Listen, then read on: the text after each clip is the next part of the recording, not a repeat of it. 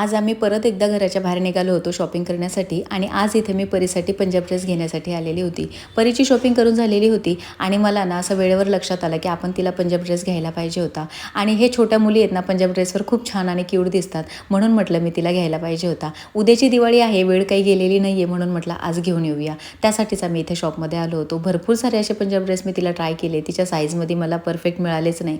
जे ड्रेस मिळाले ना तेच मी घेतले कारण की कपडे ट्राय करून करून परी पण दमली होती. हाऊस माझी होती आणि त्याचा त्रास परीला झाला होता हे मला नंतर कळालं. त्यानंतर तिला मी अजिबात त्रास दिला नाही. गर्दीच्या लांब काउंटरवर बसून दिलं, बिल केलं. त्यानंतर इथे आलो आम्ही फटाक्यांच्या शॉपमध्ये. इथं भरपूर सारे फटाके घेतलेले होते. परीला आपटी बॉम्ब खूप आवडतात.